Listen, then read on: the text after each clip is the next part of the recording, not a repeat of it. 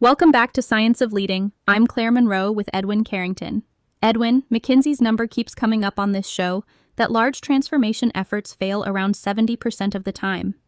Today I want to know why, because it's not for lack of vision. It's almost never vision, Claire. It's execution, specifically that people never actually change their day-to-day behavior. You can announce a transformation beautifully and still fail completely, because announcing something and living it are two different jobs. And that gap shows up as something very specific in mid-sized companies, doesn't it? Not a dramatic collapse, more of a slow drift. A slow drift is exactly right. Role confusion, duplicated work, shadow processes where people quietly root around the new system because it's easier. Manager burnout from constant escalation, and eventually engagement drops and you lose people you wanted to keep. None of that looks like the change failed on a status report. It just looks like a rough quarter. There's a Gartner number cited by Harvard Business Review that stopped me cold. Employee willingness to support enterprise change dropped from 74% in 2016 to 43% in 2022. That's not a small shift. That's people actively bracing for change to not stick. And when willingness drops like that, it's rational, not cynical. People have lived through enough half-finished change efforts to stop believing the next one will be different, which is exactly why the first element matters more than any communication plan. Strong sponsorship. Prosci's research on this is stark. 79% of projects with extremely effective sponsors met their goals, versus 27% with extremely ineffective sponsors. That's not a small correlation, that's most of the outcome. Because sponsorship isn't a kickoff email, Claire, it's three specific behaviors. Consistency. The message doesn't change every 2 weeks depending on who's in the room. Presence. The sponsor shows up in the moments that actually feel risky, pushback, trade-offs, missed targets, not just the celebration slide. And resourcing.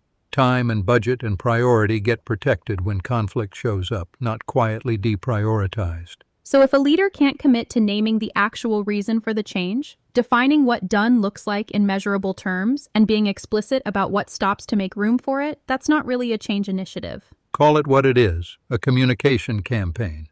Nothing wrong with communication campaigns, but don't expect behavior to change because of one.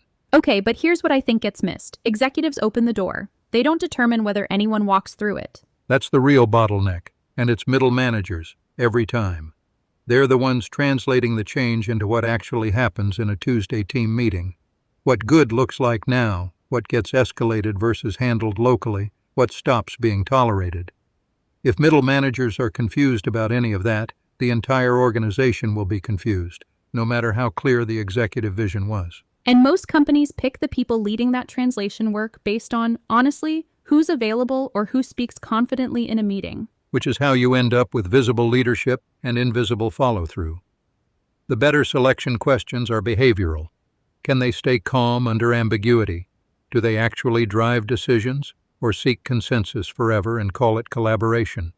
Do they handle conflict directly without torching trust in the process? Do they reliably follow through on routines, not just big moments? That's a very different hiring bar than who's free next quarter. It is, and it's exactly the kind of signal behavioral data was built to surface. You can shortlist change leaders by the profile that actually fits high uncertainty and high stakeholder negotiation.